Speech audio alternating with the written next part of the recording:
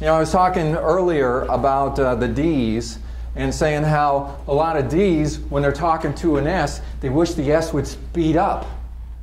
Let's just get to it. Let's get to the bottom line. And what can happen is that if you are this extrovert who has a fast pace, you want to get there too soon. Don't forget, you're bringing somebody along with you. See, I have this tendency. First of all, I'm quite a bit taller than my wife. Secondly, I just tend to walk fast. So she and I travel a lot, and we're going through airports, and if I don't watch out, I'm walking like this, and she's like back here. And you know, I tell her sometimes, I don't know how you walk so slow. Let me see if I can do it. Whoa, it's really hard to walk that slow. You know, trying to encourage her to walk faster, that doesn't work. I just have to figure out that if I'm going to go somewhere, we need to go there together. If you're selling, you need to go there together.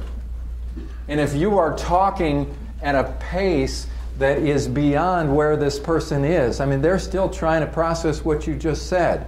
They're not ready to move on yet. Move at their pace, not your pace.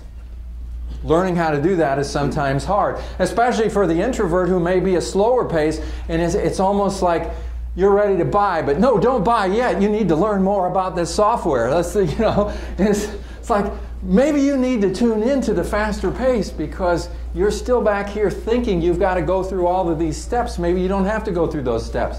This person is already ready to move forward. These are the ready, fire, aim people. These are the ready, aim people. Sometimes these people just need to get action. They take a long time to make a decision. They need to get all the data together. And sometimes they need to just do it. These people shoot from the hip. They don't need to get the data. It's clear. You know, let's just do it. It's amazing the differences between the styles. But what if you could learn the flexibility of being able to be this way even though you fit into this category when you need to? If you don't practice it and learn how to do it, you're never going to get there. It's really important to understand that a behavioral style defines your habits. It's not your DNA, it's your habits. You have the habit of acting like an introvert or being slow-paced. Part of my introvert habits reflected in, like I was saying this morning, I'd be in a business meeting and people would say, why don't you participate? Because I've got this habit of thinking about what I'm going to say first and trying to wordsmith it so that I don't sound stupid, but then the meeting would go on to something else. So I would notice how the extroverts would, especially the I's, and I can talk about anything and not even know what they're talking about. If somebody says any questions, they say, I do. They don't even know what it is yet. And they'll start talking, and as the words start to flow, it sort of turns into a question.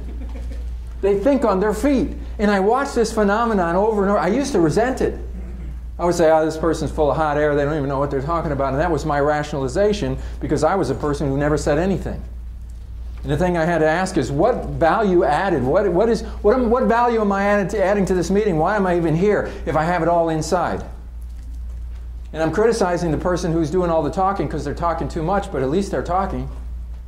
But then I started to say, how do they do that? And I started to watch how they do it.